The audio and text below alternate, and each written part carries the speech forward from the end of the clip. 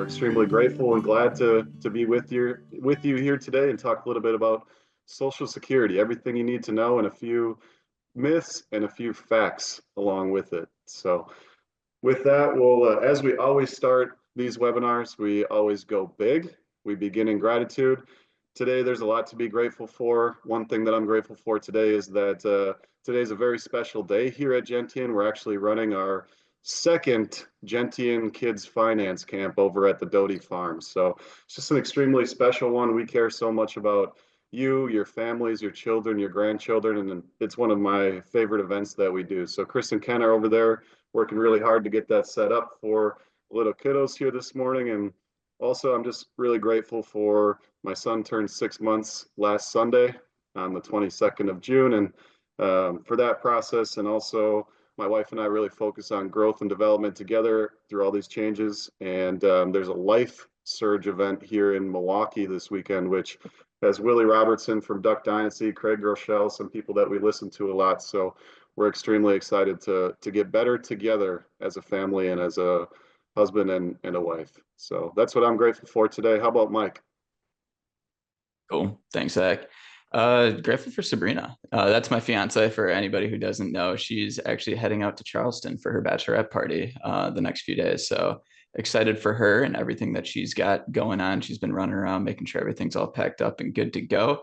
Also, her wedding dress is hidden in a closet here, and I have needed to get into that closet, but she's been more than willing to get everything out. And so I have yet to see it. We're going to keep that streak going, and we're going to wait till the day of. So August 30th is the big date, and we're incredibly excited about that. Nice. I have a similar dilemma, if you will, at home with the same thing on my end. So, how about Ben? Thanks, Zach. Yeah, no, grateful for past weekend, being able to go up to get a little vacation time with my wife, Madeline. Headed up to Door County for a couple days, so it was great to be up there. It's just such a relaxing place and one of our favorite places to go as a family. And then also grateful for my dad. His birthday was the 23rd, so he turned 65. So I'm grateful for him and all he's done for me in my life. So back to you, Zach. Thank you, Ben. And the 23rd is a special day here on our team as well, because it's also Peter Nordenberg and his daughter Maddie's birthday that day as well. So if you haven't already, feel free to wish them a happy birthday, belated happy birthday as well. How about Michael? Thank you, Zach. Today, grateful for great veterinarians. Unfortunately, family and friends have been running into some bad luck and health issues with pets lately, but the fortunate side of it all, from everyone I've talked to, they've received some great care for their pets and they're well on the road to recovery. So just really grateful for those individuals today.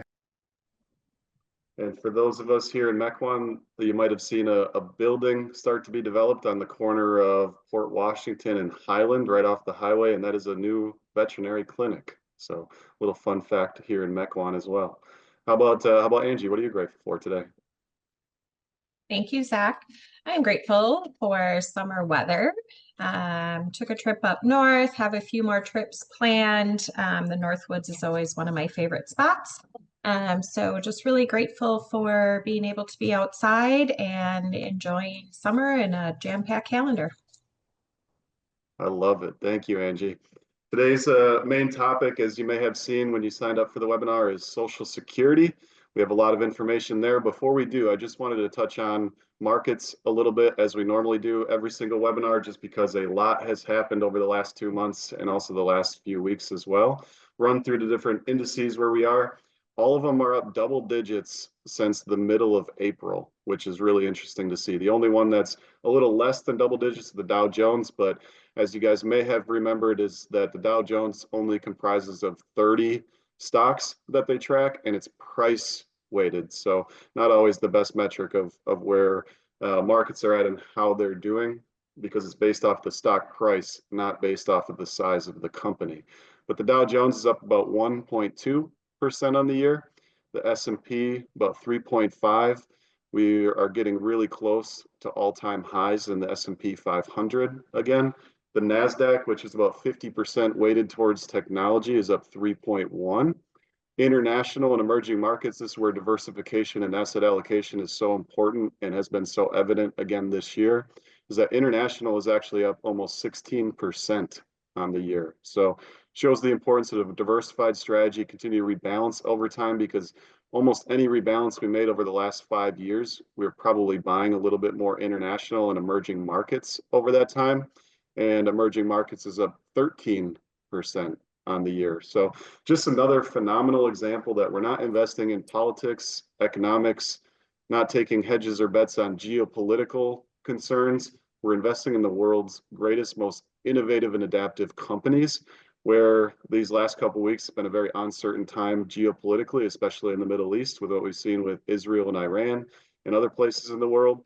When you see that news, it's hard to believe that markets could respond positively to that. And the markets have actually done really well over the last 3 or 4 days. So not to say that it could lead to, negative volatility in the long term. It's just saying that you don't know the outcome of these. No one does. And to stay diversified, let the plan drive our investment decisions, not news or current events driving our investment decisions. So just another phenomenal reminder. And with that, let's jump into Social Security a little bit, and Ben's going to give us a little bit of a history on Social Security. Ben, what do you got for us? Yeah, thanks, Zach. Appreciate it. Yeah, just a little bit about history of Social Security, kind of what it is, what it's been, where it's come from. We actually had a couple different programs in our history in the United States here, with one of them actually happening during the Civil War, actually. But that's kind of program went and passed. But Social Security, as we know it, originated in the heart of the Great Depression. 1935, Franklin D. Roosevelt proposed Social Security as part of his New Deal programs. So this created basically old age insurance, retirement benefits for workers 65 and older. And this actually was intended only for workers in the commerce and industry. That was kind of the definition of it. So it actually excluded some farmers and domestic workers to start. But quickly, though, in 1935, it did start to expand with some adjustments and amendments. In 1935, started to include spouses and minor children so that there was survivor benefits for families. And so instead of being just for personal retirement accounts, it now went to more of a family view.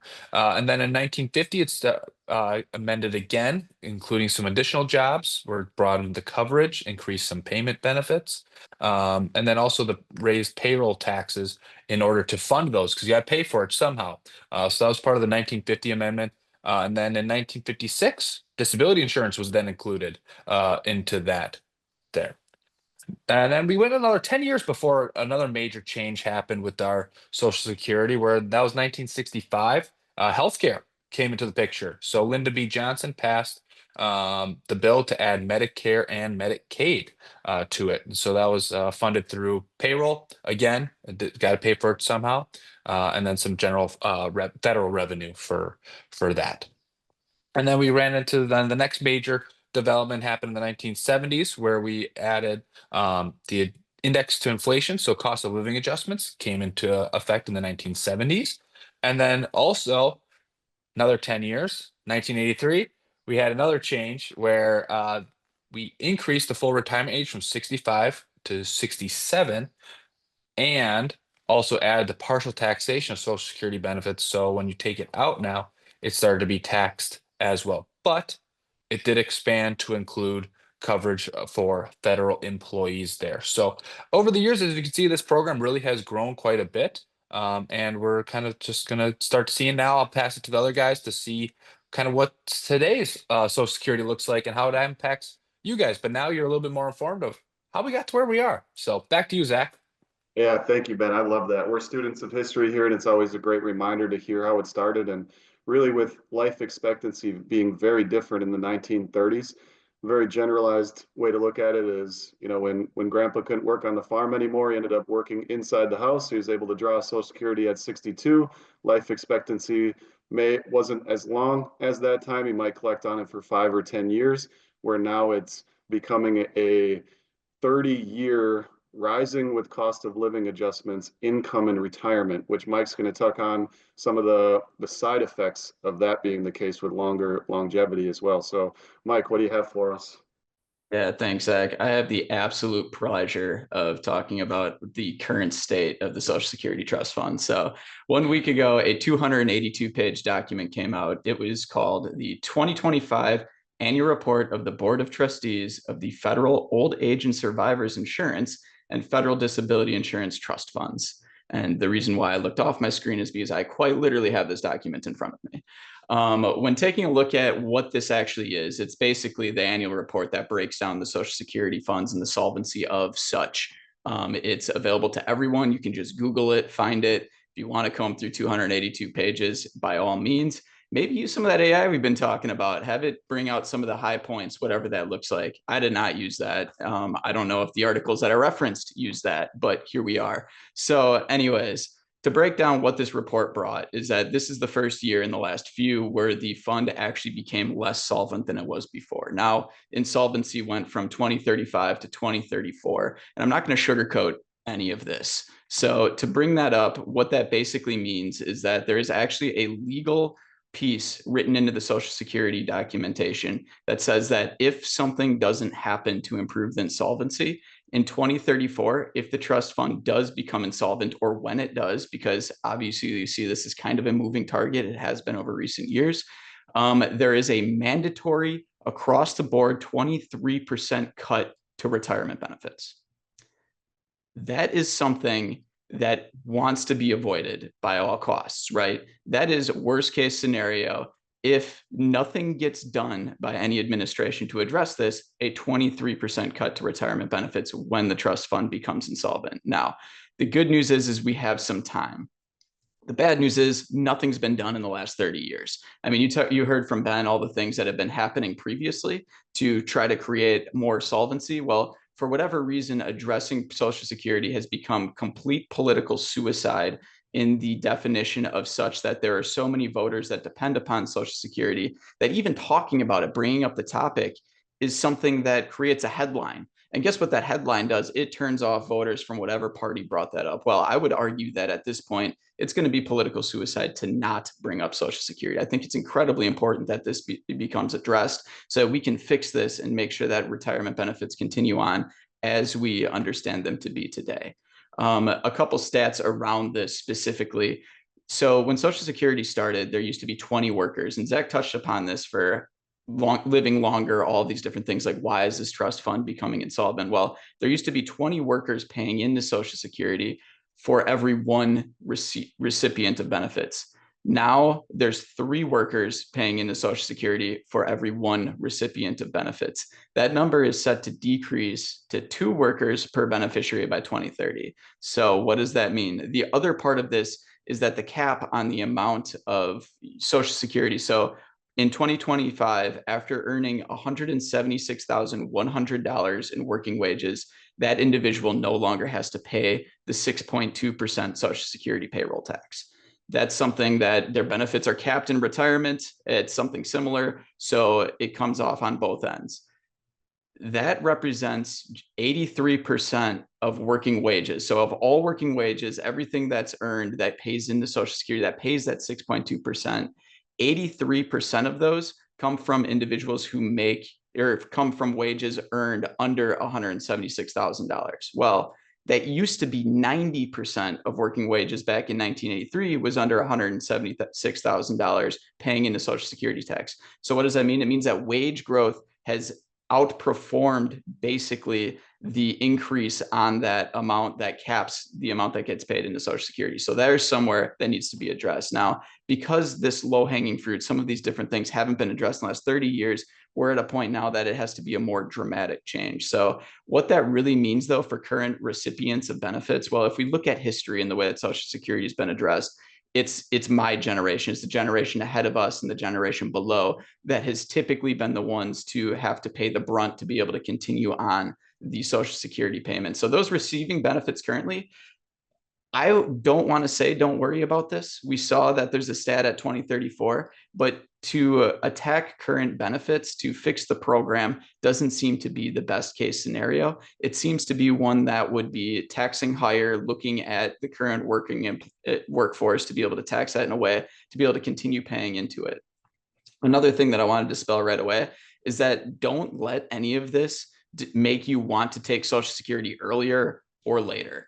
I mean, everything's been more of a future kind of installment of how these things work. When they talk about moving the full retirement age, we all saw over time, just until recently, that which were starting to file for Social Security benefits, their full retirement age was getting slowly later, and later. Well, now it's at 67. So we see these things being implemented over time. So generally speaking, don't rush off to take your benefits if you haven't started them yet, just for the fact of starting Social Security early because of a worry of it becoming not available to you in the immediate future. That's something in all of this that isn't going to be the case. The idea of fully cutting Social Security benefits is wild. And so sometimes you see headlines that put these things in front of you.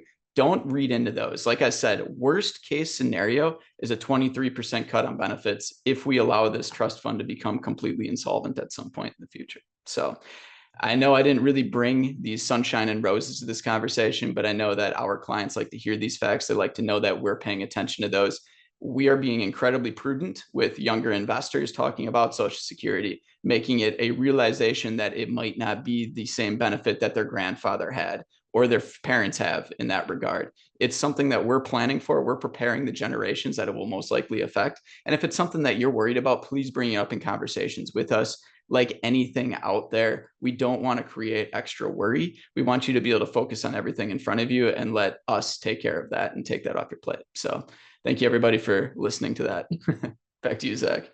Yeah, thank you, Mike. And just to reiterate a couple of things there is that payroll taxes, as Mike mentioned, there'd be a mandatory cut, but payroll taxes in their current form cover about 75 to 80% of those benefits. So that's one of the easiest levers for them to pull and change right now. As Mike mentioned, the cap on payroll taxes about 179,000, right, Mike? Yeah, it's $176,100 in 2025, and that does get indexed for inflation each year.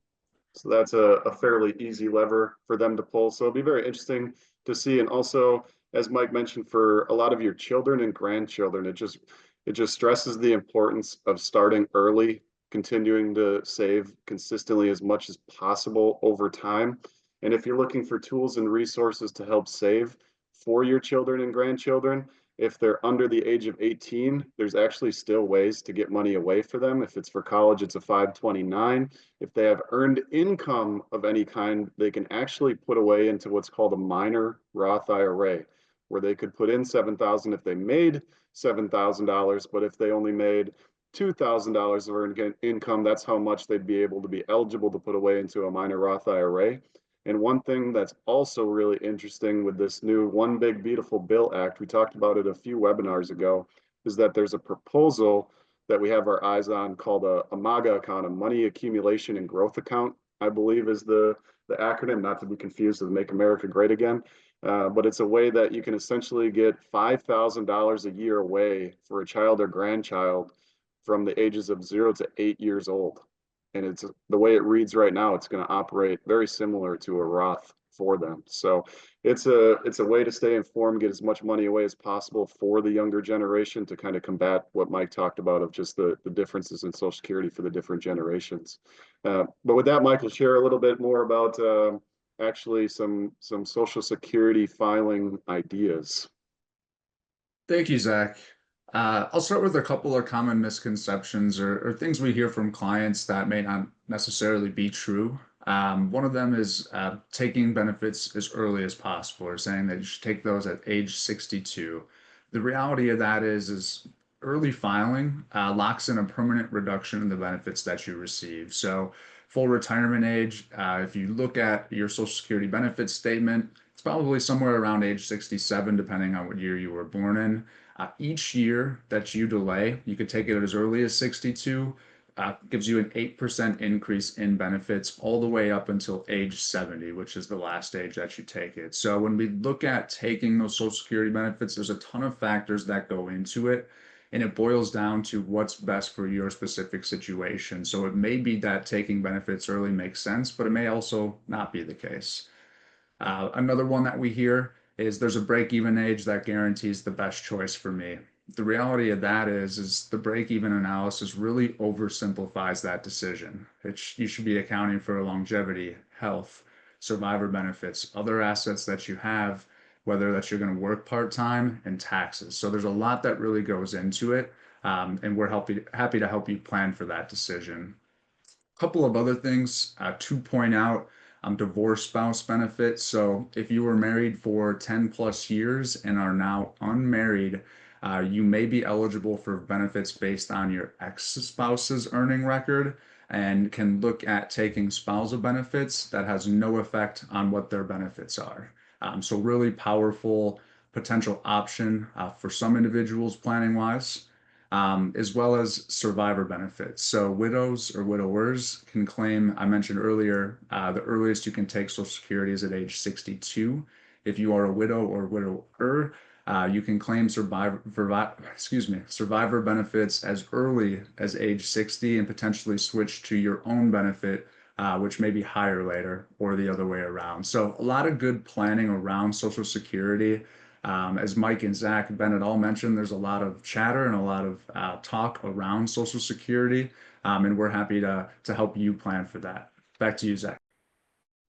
Yeah, thank you, Michael. Really appreciate it. It's such a tailored individual decision of when to take it. Looking at the participants with us live here, a lot of you guys have already taken benefits. A few of you haven't quite yet. And it's such an individual decision based off the income needs that you have. What does the income producing capabilities of our portfolio look like? What are the age differences of our spouse? As Michael mentioned, are we married? Were we married previously? There's so many factors that go into it. And sometimes it's even a year by year decision of when we take it. Going through a few kind of myths, common myths that we've heard with Social Security. Well, myth is that you don't pay taxes on Social Security benefits that you receive. The fact of the matter is that up to 85% of your Social Security benefits can actually be taxed, and it's based off a calculation based off of the other income that you have. Another bright way to look at it is at least 15% of it is always tax-free. So that's the other side of the glass half full side of things. What's really interesting is that most states actually don't tax Social Security on the state level, and Wisconsin is one of those. There's actually only 13 states that actually tax Social Security benefits, and those are Colorado, Connecticut, Kansas, Minnesota, Missouri, Montana, Nebraska, New Mexico, North Dakota, Rhode Island, Utah, Vermont, and West Virginia. The rest actually don't tax Social Security benefits. Another kind of misconception and myth that's out there is that your benefits are based off of your last 5 years of earnings. It's actually based off of your 35 highest years of earnings and goes into a calculation called the PIA calculation to figure out what your benefits actually are. Another potential myth is that the cost of living always matches real inflation. You know, in 2022, we saw the biggest boost of Social Security in quite some time. It actually went up almost 8%. Inflation was actually a little bit higher than that. So the cost of living does not necessarily always match the real inflation number. The cost of living adjustment, the COLA adjustment's actually based on a specific CPI measure that's not just necessarily representative of inflation itself. So those are some really interesting fun facts, and a few reasons to potentially delay if you haven't taken it yet is taking a look at overall scenario. Again, it's so individualized and so many different factors, and that's what we're here to help mitigate and also make clear to each of you. But looking at survivor benefits, if something, heaven forbid, happened to one spouse before the other, they actually lose one of the benefits. The surviving spouse would step up to the highest benefit, the survivor benefit of the two. So depending on age differences, it may make sense for one spouse to delay more than the other, but those are individual conversations if you have not started collecting Social Security yet that we'll work through with you. But with that, before I go through kind of just some closing piece of motivation, I'll let Angie share all the amazing things coming up here at Gentian over the next month or so. Thank you, Zach. Today, as Zach mentioned, is our kids camp. We have several of the FAs over there right now with kids age 7 to 14, just educating them on financial wellness and preparing them for the future. So that's just great to see all the kids over there and all the future investors. A few things to keep in mind. Next week, our office will be closed beginning at noon on July 3rd.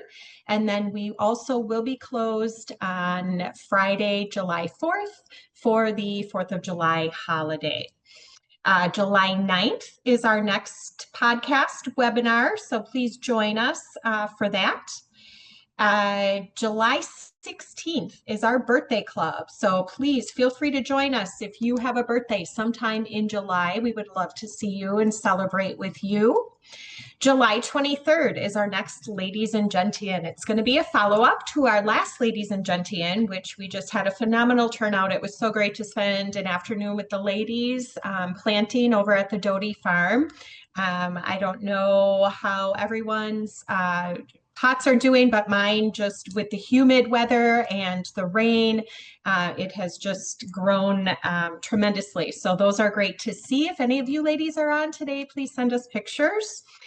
We will have Katie again. This one will actually be virtual, but Katie will be going through how to properly pick, purchase, and propagate those vegetables and flowers that we all have grown.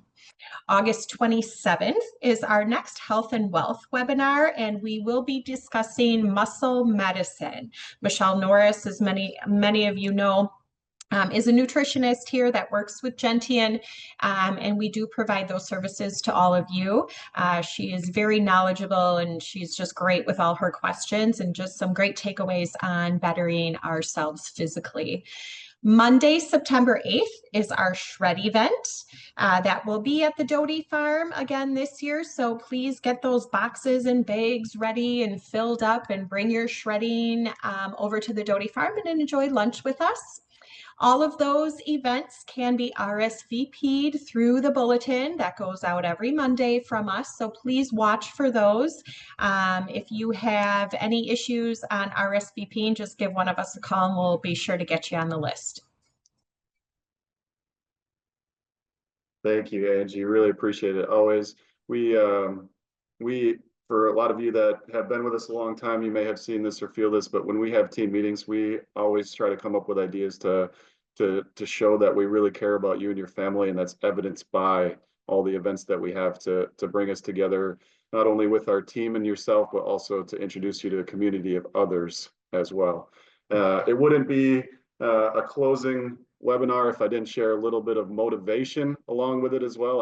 I do some I happen to be on the board for a nonprofit called Next 18 that helps veterans, first responders through their trauma through the game of golf. I've had the honor of working with them for a few years now, and I went to one of the camps, and one of the individuals who was a Marine was like, "You're way too moto." And I was like, "What does that mean?" He's like, "You're way too motivational." So I'm not sure if that's a negative or a positive, but it wouldn't be me if I didn't share a few of those. But there's a book that I've read recently that may be of interest to you guys or to your children or grandchildren. It's called The Compound Effect by Darren Hardy. It is very evident, as you've seen over a long time of being an investor, with compounding. It's really hard to save the first $10,000, the first $100,000, because a 10% return on $10,000 is $1,000. Amazing, right? We didn't have to do anything to get it, but didn't really inspire that, oh my gosh, compounding is so cool, right? But all of a sudden, maybe saved up $1 million or a number like that, and 10% is now $100,000. And it just goes to show that small, incremental, consistent changes over time equals massive growth. But it's also very evident in all parts of life. How many of us have actually been really inspired to either lose weight or get into shape? We come up with this massive goal. We work really hard for 2 days, and then we're so sore that we can't work out for the next week, and then the motivation falls off and isn't there, and we don't end up sticking to it. Where the compound effect really just shows that small incremental changes over time. Say that somebody had a goal of running a half marathon or marathon. They might go outside and run 5 miles and then be demotivated by how difficult that is and may not be able to stick to it. Where Darren Hardy's example is just go outside and walk half a mile. You know that you can maybe do that, but it's the small incremental changes. Then the next day you walk 3/4 of a mile, and then you keep building up until 2 weeks later, you end up running a mile, then 2 miles, then 3 miles, and you get the compounding and the motivation and the momentum behind you. And then the last piece, my wife and I are very passionate about feel-good movies. So every Sunday we watch a feel-good movie heading into the week. And this last week we watched, I don't know if you guys have seen this, but we watched The Intern with Robert De Niro and Anne Hathaway. I've seen it before, but it was incredibly inspiring. For those of you that haven't seen it, it's an individual who worked in the business world for 45 years.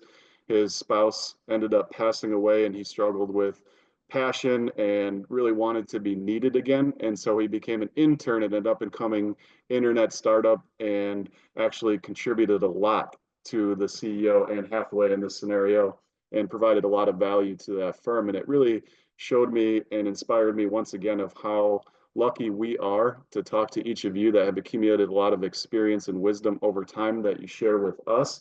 But also, you guys have so much to give and contribute to your families. There's a book called Strength to Strength by Arthur Brooks that we read, where fluid intelligence is the ability to recall names, to really use intelligence and memory and this and that, and catching up with all the technologies that are out there.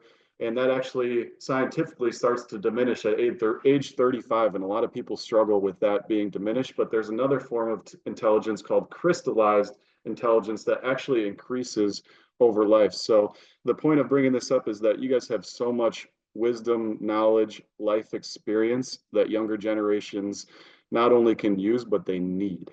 And whether that's your family or the world around you, I just hope that, and a lot of you have already done this and shared those with me, but if you haven't or struggling with a little purpose, look for creative ways to add that value. All those skills you've accumulated over a potentially long career over life, that is really, really, really needed today with the younger generations. So I think, heard it from Jay Shetty, but the current generation is inundated with information and starving for wisdom. So with that, hope it was very beneficial for you guys here today for going through Social Security, a few updates on the market and all the happenings here at Gentian. But with that, we appreciate you and hope you have a great rest of your day. Thank you all very much.